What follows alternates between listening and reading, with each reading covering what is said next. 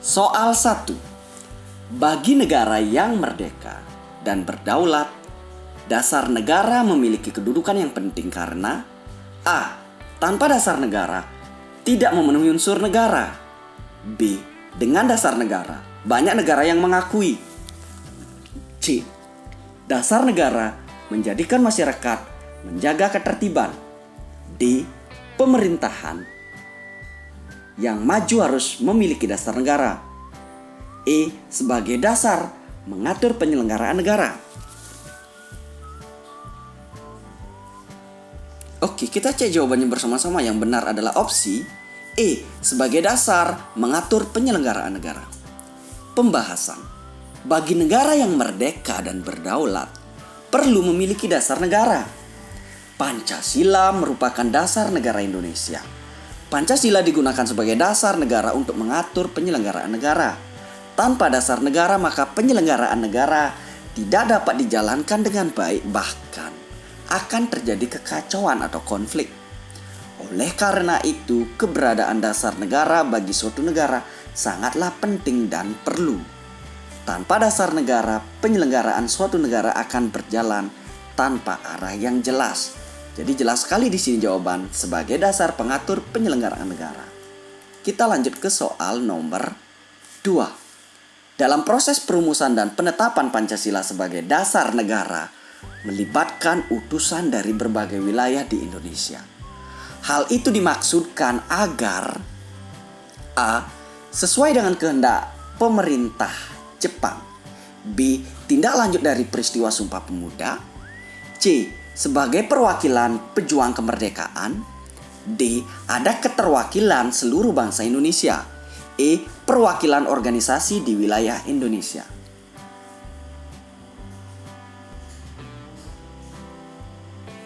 Oke, kita cek jawabannya bersama-sama adalah opsi D. Ada keterwakilan seluruh bangsa Indonesia. Pembahasan. Perumusan dan penetapan Pancasila sebagai dasar negara melibatkan utusan yang mewakili berbagai wilayah di Indonesia. Hal itu dimaksudkan agar ada keterwakilan dari seluruh bangsa Indonesia. Pancasila merupakan dasar negara yang disepakati bersama oleh seluruh rakyat Indonesia melalui wakil-wakilnya di Sidang Badan Penyelidik Usaha Persiapan Kemerdekaan Indonesia atau lebih dikenal dengan BPUPKI. Perumusan Pancasila sebagai dasar negara dalam sidang BPUPKI diutarakan oleh para tokoh yang mengajukan ide atau gagasan tentang dasar negara. Mereka yang menyampaikan gagasan tentang dasar negara dan berpidato pada sidang BPUPKI yaitu Soekarno, M. Yamin, dan Supomo.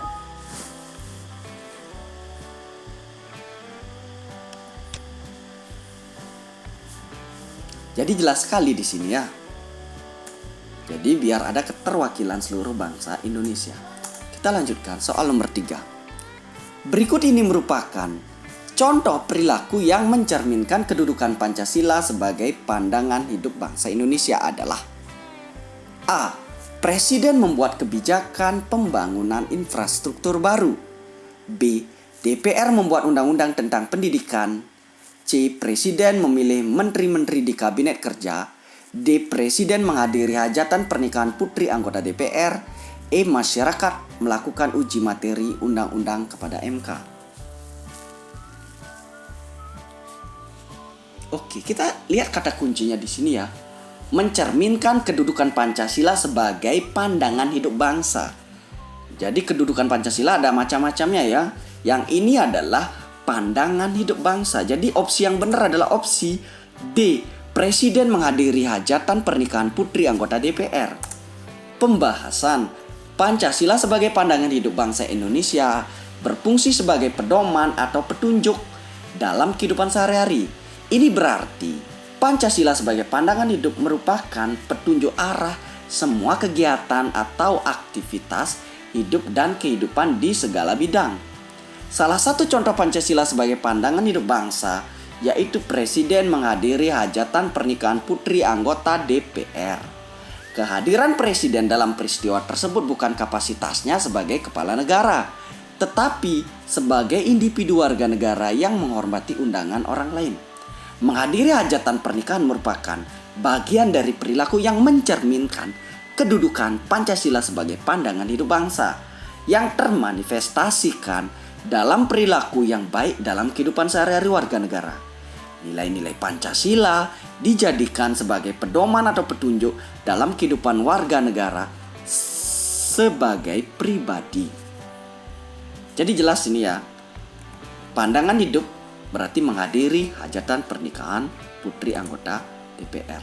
Kita lanjutkan soal nomor 4. Kedudukan Pancasila sebagai dasar negara dapat dilihat dari contoh implementasi dalam kehidupan sehari-hari, yaitu A. Perayaan hari besar agama dihadiri presiden dan semua pejabat negara. B. Presiden menghadiri undangan pesta pernikahan anak ketua MPR. C. Warga negara dimungkinkan mengajukan uji material terhadap undang-undang. D. Mengembangkan sikap toleransi ketika bertemu dengan sahabat dari lain pulau. E. Memajukan kebudayaan daerah sesuai dengan nilai-nilai Pancasila.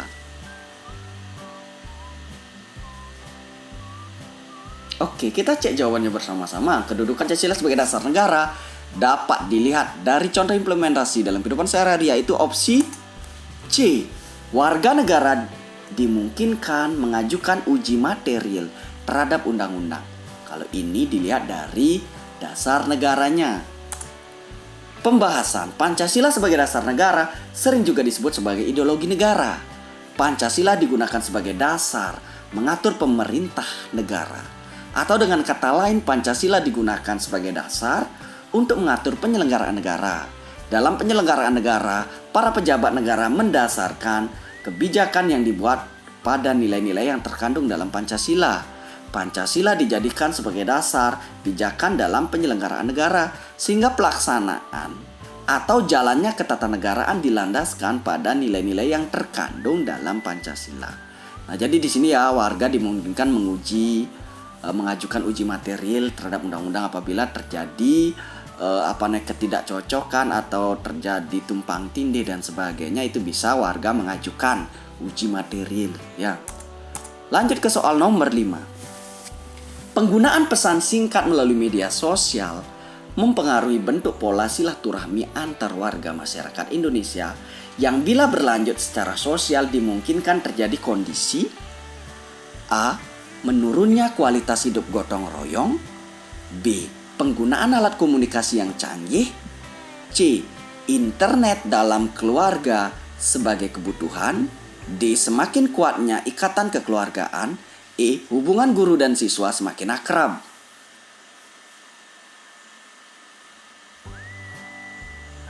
Oke, kita cek jawabannya bersama-sama adalah opsi A. Menurunnya kualitas hidup gotong royong.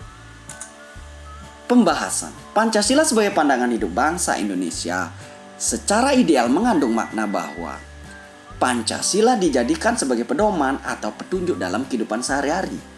Namun dalam praktik nyata di masyarakat seringkali tidak sesuai dengan kondisi ideal. Misalnya media sosial akan mempengaruhi bentuk pola silaturahmi dan dapat menurunkan kualitas hidup gotong royong di masyarakat. Kegiatan atau aktivitas warga negara sebagai individu dalam kehidupan sehari-hari senantiasa didasarkan pada nilai-nilai baik yang terkandung dalam Pancasila sebagai pandangan hidup. Nah, jadi jelas sekali di sini ya, terhadap penggunaan pesan singkat, otomatis dia akan memungkinkan terjadi kondisi menurunnya kualitas hidup gotong royong. Lanjut, soal nomor 6. Pejabat negara yang memanfaatkan mobil dinas untuk berbagai kegiatan pribadi merupakan tindakan yang tidak dibenarkan oleh Pancasila sebagai dasar negara karena perilaku tersebut A. Melanggar norma kesopanan. B. Dibolehkan pejabat di atasnya. C. Mendapat dukungan masyarakat. D. Melanggar ketentuan hukum. E. Menjadi kebiasaan masyarakat.